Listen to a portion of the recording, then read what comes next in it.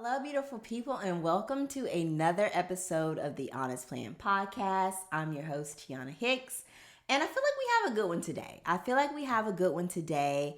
I want to talk about something that comes up pretty often with my clients, and that is how do I budget on a tight income? If I am down on my luck, if I feel like, I have nothing really to spare, what should I do? What should I do? Where do I even start? And I feel like sometimes we think about, okay, I'm down on my luck, like there's nothing that I can do. Life is just happening to me. So let me just sit here and just take it and deal with the punches and hopefully, I can come up for air soon. But let's stop doing that. Let's stop doing that and let's really get strategic. You guys know I love talking about planning. I am such a planner girl. I love to, figure out some creative ways to make money, creative ways to grow your business. So, some things that have helped me and have helped my clients is when you are on your last of your last, like that's when it's go time. That's not time to, just be sitting there pouting, sitting there questioning, why is this happening? Why? Because like time is your best friend during this process. Time is on your side. And I know it might feel like, no, Tiana, there's no possible way that time is on my side. No, if anything, time is making me feel more anxious. If anything, time is making me feel like, I'm failing in life.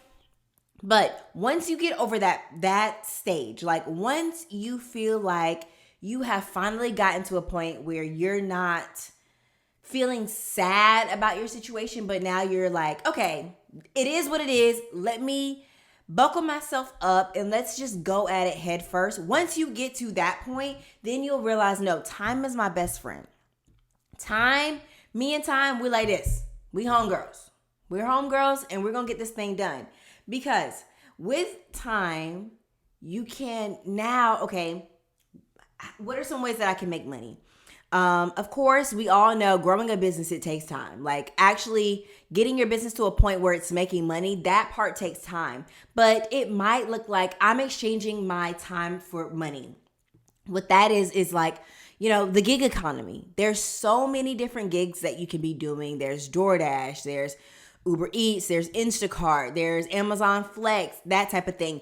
And those apps, when you're like doing the gig economy stuff, when you're on your last of your last, you need, quick money to make ends meet from here and there. Like maybe you're in between jobs or whatever. Maybe you're just kind of low on a bill and you need an extra $50. What can I do?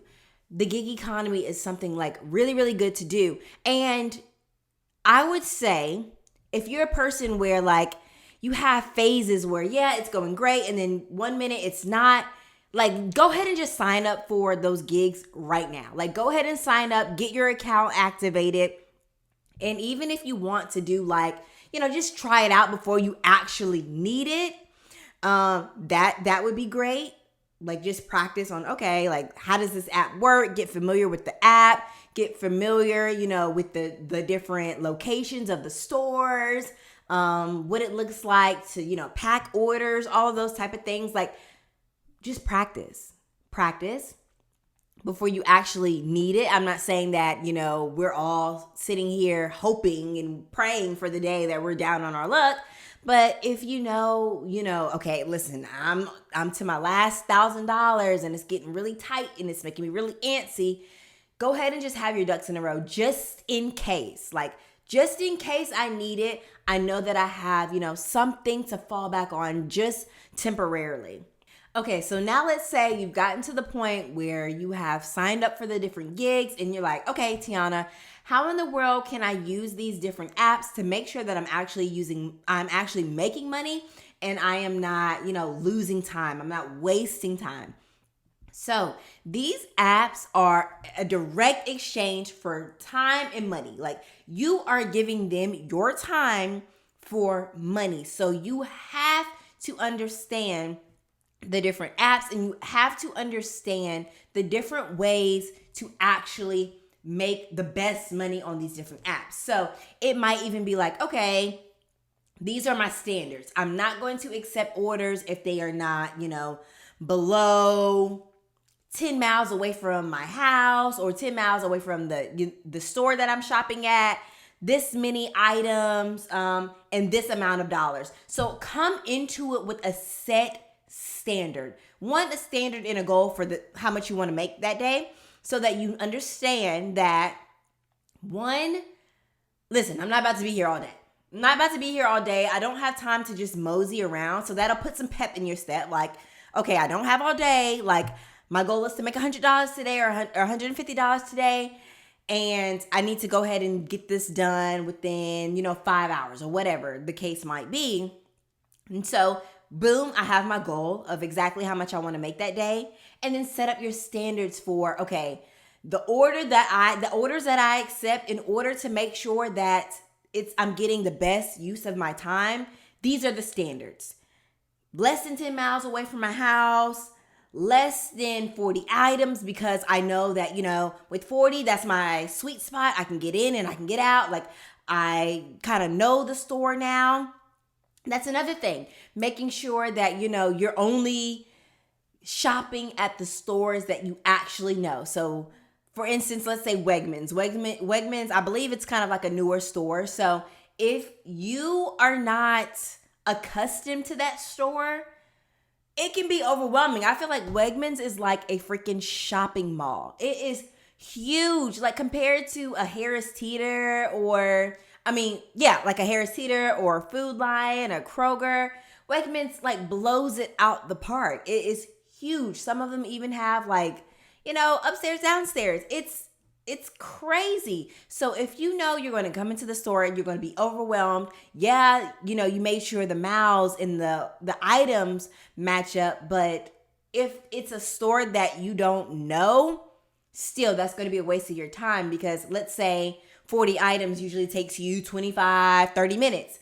If you don't know the store, that same 40 item order with less than 10 miles away from the store, that same order might take you over an hour. So now you're wasting time. So create the standards of, okay, this is the checklist.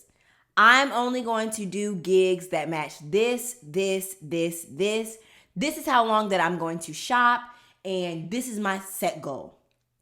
Time is your best friend. You're going to have to understand how to maximize your time. So if you are like in a crunch, gig economy might be something that you might look into, and make sure that you have your standards in place before even doing it, because it can take you down a rabbit hole of, what is this? Like, now I'm spending, 8-9 hours out here and I'm only making X amount of dollars. And so I feel like I'm wasting my time. I feel like this is pointless. And then now you're back into that same slump. Like, now you're back into that same situation where you feel like, why me? Like, why is this happening to me? I don't understand, blah, blah, blah. But we don't have time to sit in that place for a long time. So make sure that you're creating systems that allow you to thrive. Like, you don't want to be in a system that is going to beat you down, You want to be in a situation, environments that promote growth. Okay? So that's the first thing. So that's, some things to consider. But actually, I wish I would have said this number one. So let's say, no, you are a person that you have a business and you're like, okay, this is how much, I feel like if I put in a lot of time in my business, or if I make these changes, I'll be able to make this amount of money, or whatever the case is. Give your business your best self. If you are in a crunch for money and you're trying to figure out how to make ends meet and you have a business, actually, I want you to work on your business first. Like, when you first start the day, work on your business. Give your business your best self before working on the other stuff. So let's say you work a 9 to 5 and you have a business as well, but your 9 to 5 is just not quite making ends meet, what I want you to do, and I know you might be listening, you're like, Tiana, what is wrong with you? Are you freaking crazy? But again, I'm going to keep saying this. Time is our best friend. So we have to be in unison with time. We have to be when we're like down on our luck, when we don't have much coming in and we have to get creative with how is money going to flow to me. You're going to have to create the time. There's so many people come to me, Tiana, I don't have time. Tiana, I don't have time. Okay, so after you get off work, what are you doing? Before work, what are you doing? Oh, well, before work, I'm sleeping and I only allot like 10 minutes to get dressed and come downstairs and, get ready for the day and, log into work. Or I wake up in just amount of time for me to drive to work and get there on time. Okay, well, what do you do after work? Okay, well, after work, I'm so tired. I pour me a glass of wine. I put on my favorite shows, and I just relax and I get ready for the next day. Well, when you are down, like when you are in that grind mode, that push, like I gotta make a way, a lot of times we don't have enough time for that. Like it's the truth. Like we want to be in a place where we can live a soft life and we can just go with the flow, but we have to build up to that place. It doesn't just happen. We have to build up to that place. And it might be slow. It might be a gradual build. But, any steps is better than just staying the same way. And it's like, okay, when I get paid, I know it's not enough. I know on payday, I'm still going to be stressed because I'm still short, or it's not enough for me to, do the things that I love. Like, utilize your time. So what it might look like is restructuring your schedule. So, okay, let's say you are used to getting up at 7 o'clock. 7 o'clock, you give yourself about 30 minutes to get dressed, 30 minutes to head out and be on the way to work. What would it look like to get up at 6 o'clock? Still giving yourself 30 minutes to get dressed, but now between 6:30 and 7:30, before the time that you have to leave and get to work by 8, 6:30 to 7:30, give your business your best self. In that hour, like, knock it out the park. Put your phone on Do Not Disturb, or put your phone upstairs if that is a distraction, and just plug into your business. Give your business your best self and not the leftovers. So many people are like, okay, I work my job 8 to 5. Like, I work my 9 to 5, first thing in the morning until 5 o'clock. And then I do my business from 6 p.m. to 9 p.m. But what that is we're giving our business our sloppy seconds. Like, when I was in corporate, after dealing with people all day, after the subliminal emails that I had to read and, getting myself together, like as a black woman and not cussing people out at work, y'all know how it is. Like, don't leave me hanging. Y'all know how it is. Sometimes in a corporate setting as a black woman, you deal with microaggression, you deal with all of the mess sometimes. Like, not every day, but sometimes we deal with that. After dealing with that for a full 8-hour shift, my business was getting the sloppy seconds because I am drained. Like, I've had to talk to people all day long. I'm tired of the mess. That's when I get to the point where I'm like, okay, I just want to pour me a nice glass of wine. I just want to relax. Why? Because I have nothing more to give. So give your business your best.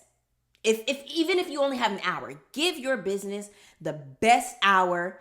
Go into it with an agenda. So the night before, write down an agenda. Okay, this is what I need to do. I need to send out some emails. I need to record a podcast. I need to record a YouTube video. I need to do a reel. I need to, whatever it is, have exactly what you need to do. And so then that hour is the best use of your time. So you might be thinking, okay, in an hour, I can't get a lot of things done. But if you come into it organized, you can get a lot done in an hour. You really can get a lot done in an hour. So let's figure out ways to utilize our time. And so now that we kind of discussed time, Also, utilizing your money. Sometimes we feel like we're down on our last. Our back is against the wall. But when we actually dissect where our money is going, it's like, no, girl, you do have an extra not $20, but you have an extra like $200 like sitting around here that you can actually do something with. And it could be like subscriptions. It can be you know, memberships that you don't quite use anymore. You eating out after you just stocked up your fridge and have a full cabinet full of food, but after grocery shopping, you stopped at Chick-fil-A and you got you a $12 meal. And you're doing that every single day, every single day, every single day, every single day, when you know you already have stuff in the fridge. And I know I've been there. I feel like sometimes I'm still there where I'm like, well, I don't feel like cooking. I don't feel like it. I don't feel like it. And just going based off feelings. But it's sacrifice. It's sacrifice. Yes, you might not feel like it. What that could be is, okay, on Sundays when you're energetic, maybe you're after church and you know the spirit is flowing, and put on you some good music and meal prep for the week. Cook you 2 meals on Sunday. One to last you Sunday through Wednesday, another one to last you Wednesday through Friday, Saturday and Sunday. Let's have that be your eat out days. You know? And yes, it's still you eating out, but instead of it being 7 days a week, it's 5 days a week. And how much money can you save? How much money can you save? And so maybe you felt like you were every single month, I'm short $100, I'm short $50 on a bill, or I can't really do the things that I really love. Well, assess where your money is going. We have to maximize our time. We have to maximize our money. We have to maximize the resources that we currently have to really figure out like what's next. What's next? So if we're not stewarding over what we currently have right now, there's no way we can think that God is going to bless us with more. There's no way God is going to be able to bless us with more if we can't be faithful over what we have. Be faithful over the little so he can bless you with the much, with the many, with the abundance. Isn't that what we want? I want it. I want the abundance. When God wants to, throw all the blessings and wants to rain down on me, God, listen, I want to be so prepared for that day where it's just like, God just feels like, you know what? My daughter, she gonna do she is going to do amazing things with all the resources that I'm going to give her. And why do I feel like that? Because she's shown me. She's shown it, like she's proven that to be true time and time again. So what are you doing with what you currently have? Are you maximizing your time? Are you maximizing your money? Are you maximizing your community? Maybe you need to lean on your community a little bit.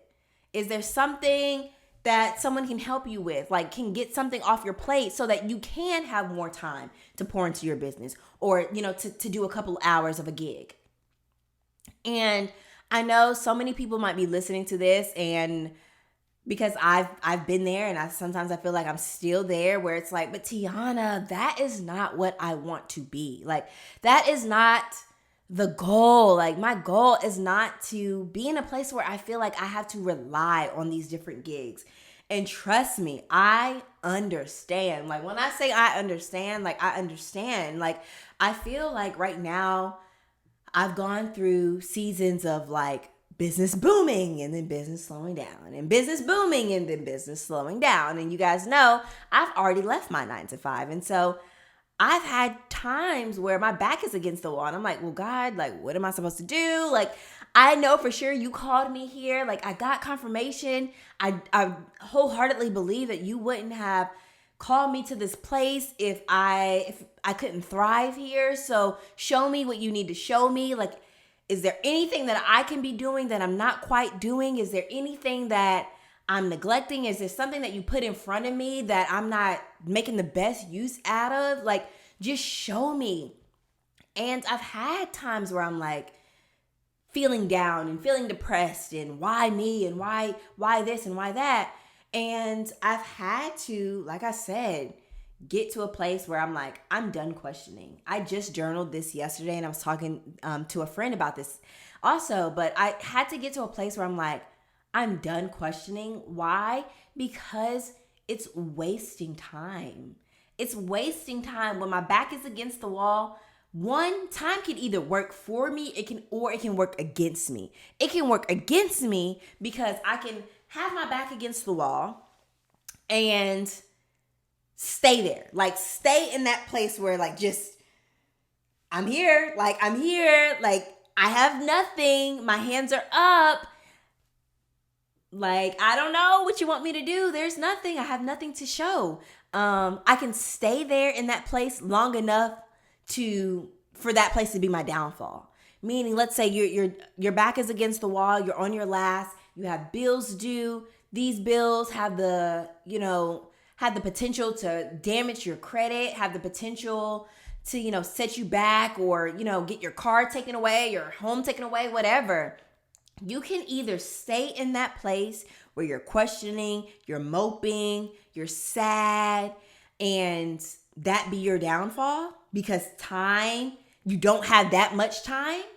Or you can look at it as, listen, God, my back is against the wall.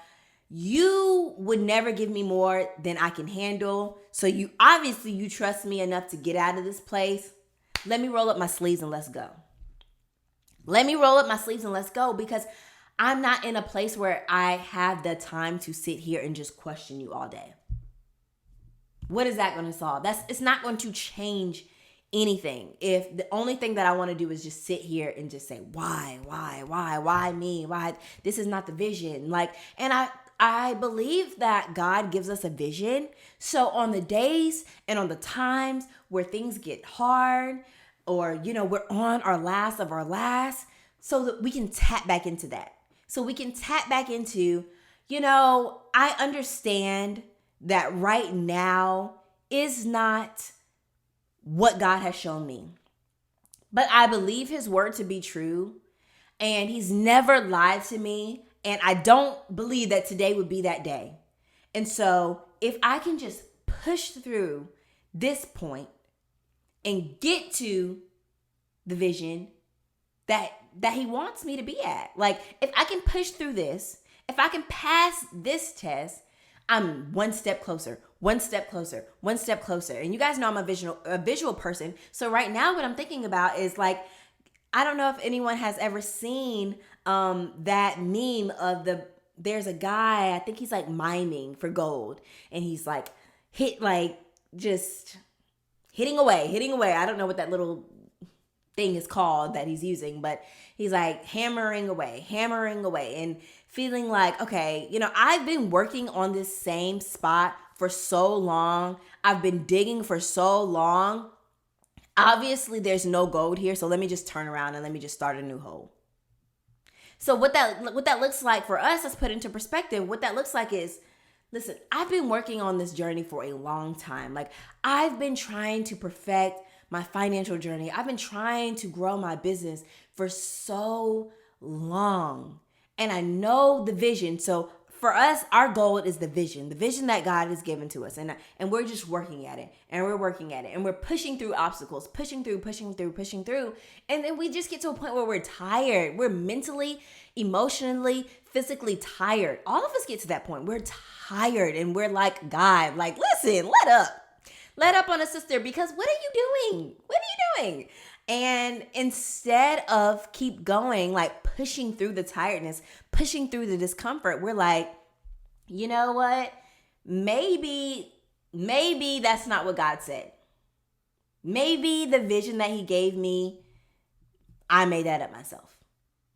Knowing wholeheartedly, you can recall the day, the time, the location, and specifically what he said to you to have that vision be so vivid in your mind. Like you can, it's so vivid. It's so bright because it's not something that you made up on your own. And it could even be something that really scares you. Like you can be thinking about it and you're like, I know that that's not me because that type of goal scares the life out of me. So you know in your heart that it's God, but we get so tired of pressing through that we give up right before we get to the goal. We give up right before we get to the promise, right before we get to the vision. And it's like, what if that vision takes 5 years to get there? But if you know what the vision is, will you press for 5 years? Are you willing to press for 5 years? To be uncomfortable for 5 years, to have 30, 40, 50 years of heaven on earth? Can you be this uncomfortable for 5 years? If that's how long it had to take. And God, come on now. 5 years? Like, if you don't have to do 5 years, God, please. We don't want to do 5 years. If it can be a month, God, but I'm just saying, like, if that's how long it took to get to where he's trying to take you, will you keep going? Or are you going to give up? For me, I've had to learn that not only do I need to be in unison with time, but I have to be in unison with God too. So instead of me questioning him, submitting to him.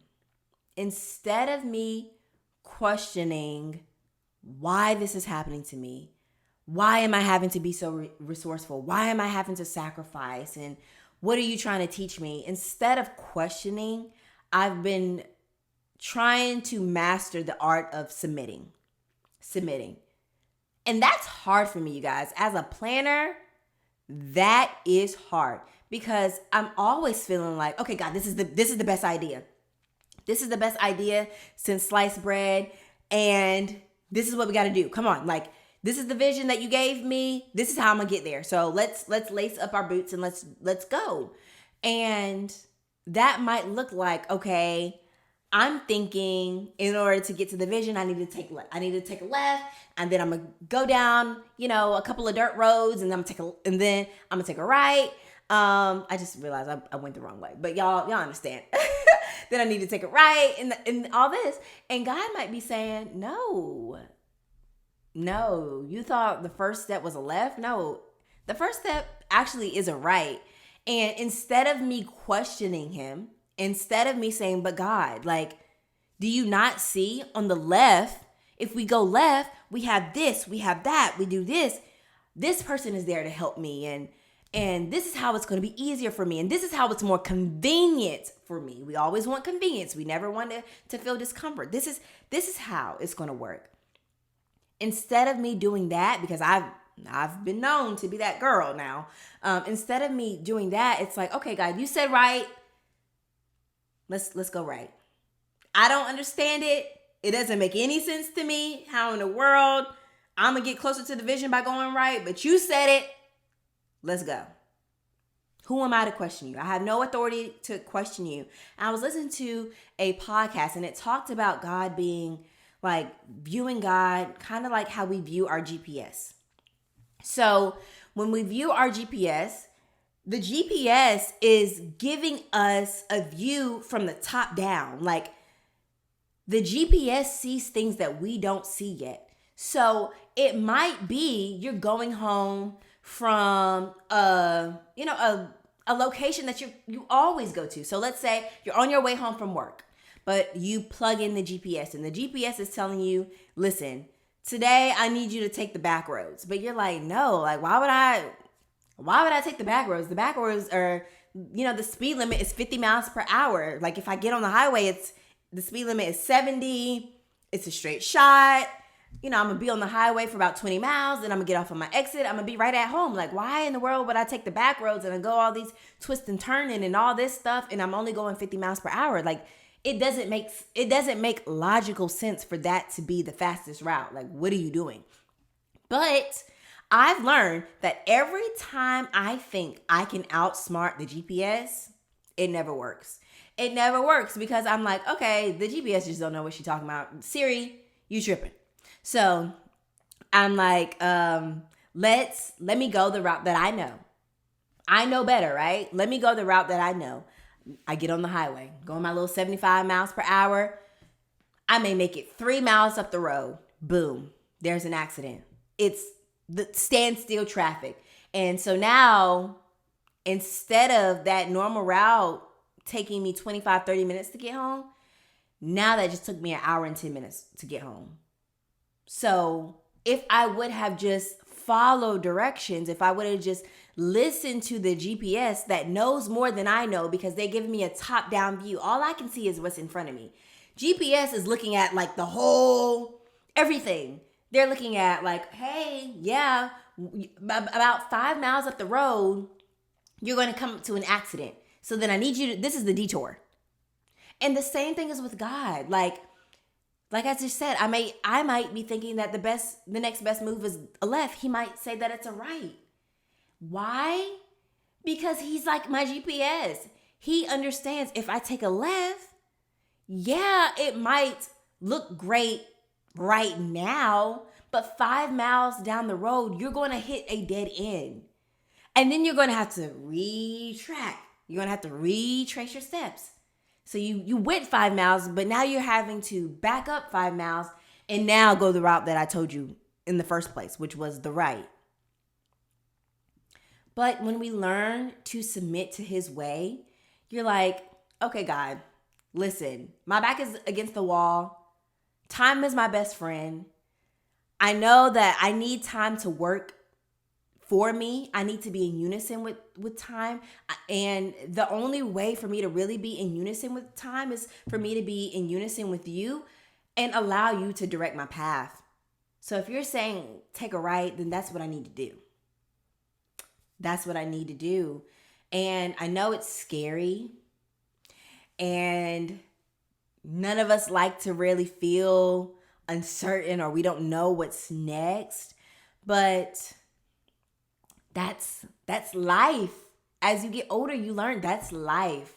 So many of us are winging it. So many of us are like, I don't know. I feel like I'm doing great, but am I? I don't know. Like so many of us feel like that. So many of us feel like that. And I was reading the Bible this week, and I was reading Matthew chapter 7. I want to say it's verse 13. Talks about the narrow and wide gates. And it says, enter through the narrow gate, for wide is the gate and broad is the road that leads to destruction, and many enter through it. But small is the gate and narrow is the road that leads to life, and only a few find it. And when I was reading that, it really, really stood out to me because, again, I am a visual girly. And so when I think of a narrow road or a narrow, the narrow gate that leads to life and that leads to feeling like you're living heaven on earth, and, that leads to the vision and the promise that God has for you. I think of going down a path where the walls are kind of like, you feel like the walls are like caving in on you. The walls are like directly on your shoulder. You don't have much room to lift your arms. You don't have much wiggle room for a lot of mess, meaning you can't take old baggage with you down this road. And the reason why it says, and I'm breaking it down in Tiana's terms, like how I understood this verse, is the reason why it says only a few go down it is because so many people don't have what it takes to live a temporarily uncomfortable life. So many of us want the instant gratification. So many of us want every single day to be peaches and sunshines and every day to feel like roses, that we are not wired to be uncomfortable temporarily to get to a greater gain in the future. So this narrow road, what it's doing, I'm thinking of us as like, chubby kids with some weight on us. And when you're thinking of a narrow road and you're like, you're a little chunky, you're a little thick, you got some weight, you got, your hips, a little wide, you've been going to the gym, it's starting to show. Like going down a tight space, it's going to feel like squeezing. It's going to feel like stuff coming out. And what that represents is all of the bad things that have to leave in order for you to get to the end of the road where the doors open up, where you've reached the point that you need to be. And so on that long, narrow road, it's squeezing. And it's like God is basically saying, this part of you can't come. That attitude can't come. That laziness can't come. That mouth can't come. It can't. That work ethic can't come. It can't. It can't come. But then when you think of when it says the road to destruction is wide, and many go through that. So the road to destruction feels like what we're used to. It feels like it can even be disguised as community sometimes, because that's where everyone is. That's where everyone is hanging out over here on the wide road, because it's enough for you to come and bring your friends. It's enough. It's a buffet full. Everybody take what you want. Take what you want here in the land of complacency. Take what you want. Have at it. There's enough to go around. But the road to life, the road to heaven on earth, the road to the promise that God has for you, the road to financial security, the road to 6-figure, 7-figure business is narrow. It's narrow, and it feels like a crushing sometimes. It feels like a squeezing sometimes. It feels like, has God forgotten about me sometimes? But as you grow in your journey and in your spiritual journey, you'll start to learn God being silent doesn't mean that the promise changed. God being silent doesn't mean that the route has changed. He might be waiting on you to complete the last thing that he said. So maybe he said a right, a sharp right, and you took a little, you merged over into the right lane. You didn't get off on the exit yet. So you think that since it's a 3-lane highway, since you were in the left lane and then you merged over to the right lane, you think just stepping over closer into what God said is fulfilling what he needed you to do. No. He said, get off right now. Get off to the right on this exit. He gave you a clear, concise word. A step. The first step. He doesn't give you all of them. He gave you one step. And maybe right now he's quiet. And maybe right now it feels like you've been in the same space for a long time, is because he's waiting for you to complete the last thing before he gives you something else. So maximizing your time, maximizing your money, maximizing your resources, being in unison with time, being in unison with God. That's what you do when you're down on your luck. That's what you do when you feel like I'm at my last of my last. What can I cut back on? And it's humbling. Trust me. I know it's humbling feeling like you have to cut back on stuff.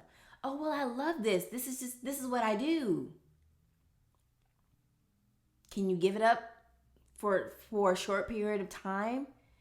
Maybe instead of you doing this twice a month, what would it look like to do it once a month? That might be, your nails and stuff, and getting our hair done and stuff. That stuff is expensive. It's getting like, these stylists are getting up in price.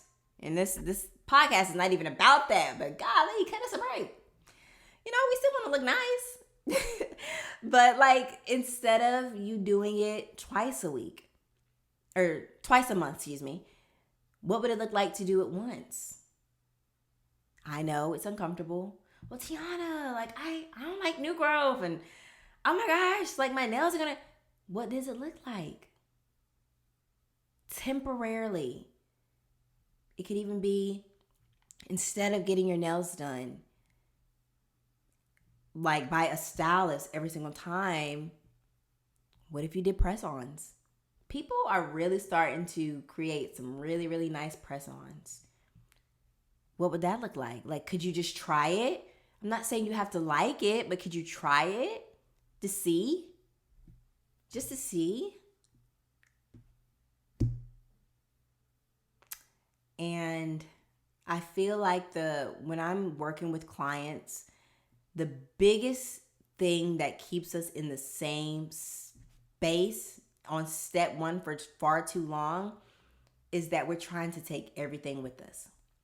We're trying to take everything with us, and we're trying to take everybody with us.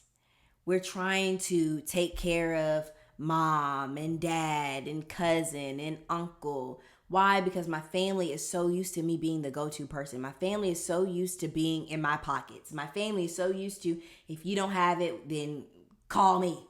I'm going to call her, and she's going to, loan me $20, loan me $40 here and there. We want to bring everything and everybody with us. We want to bring freshest nails and freshest hair and newest bag. We want to bring all of that stuff with us. Remember what the scripture said. Matthew chapter 7, verse 13 and 14. The path is narrow. What that means is everything cannot go. Everything cannot go. And the reason why I've been really enjoying digging into my Bible so much during this time is that the Bible is not just about religion. The Bible is a manual, an instructional book to apply in every area of your life. So, like how easy it was for me to pick up that piece and to apply it to money, the same is true for you. The same is true for you. There's something that maybe you feel like you need right now, and I bet you it's in the Bible. I bet you would be able to open it and find exactly what you need. And maybe that's praying, God, I know, right now I'm confused, or right now, I'm questioning you, and I'm trying to build the trust.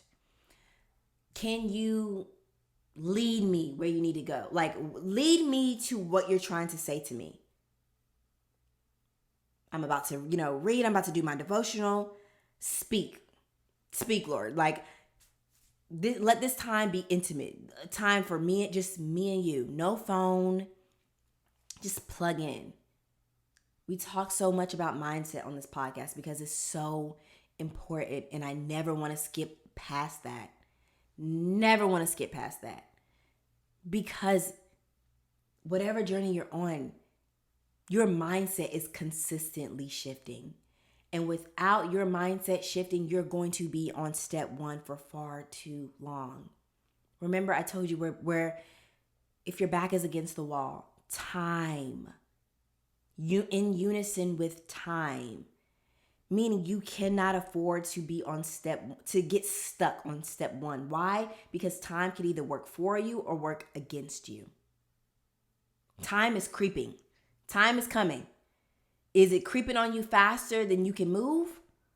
Or do you understand that time is fixed and I'm about to make the best out of my 24 hours? Which one? And life is all about choices. Which one? Which one are you willing to take?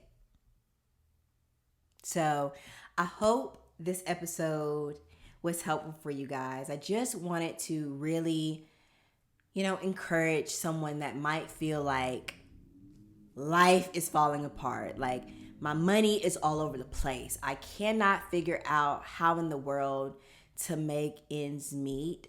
What in the world? Where do I start? Where do I start? This is where I want you to start. This podcast is exactly where I want you to start.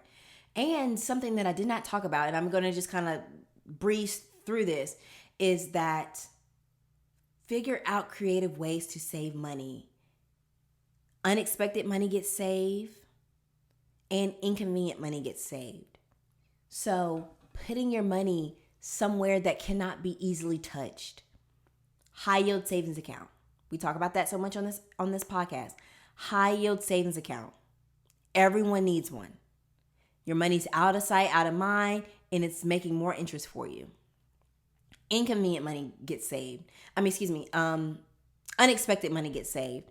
That's when, let's say you're out for a nice dinner with your friends. You were thinking that you were going to have to pay for your own meal. Someone was nice enough to cover it for you. You already thought, remember we said Saturday and Sundays are our days to eat out. So you had already planned for this meal to be about $40. But if someone covers it for you, instead of you saying, yay, I have $40 now to do whatever I want. No, remember, if you are on your last of your last, maximizing the resources that you have is so extremely helpful. So instead of thinking, now I have $40 to do whatever, no, now I have $40 to save. Now I have $40 to put towards a bill. Now I have $40 to put towards a debt payment. Inconvenient money gets saved. Unexpected money gets saved. Maximize your time. Maximize your resources. Be in unison with time. Be in unison with God. Those are the takeaways from this episode. Right there, sum it all up in one sentence. That is what I want you to do when you're down on your luck. So I love you guys so much. Thank you for tuning in and sticking with me on this episode. If you liked it, let me know. Rate, review, all that type of stuff. Love you guys so much.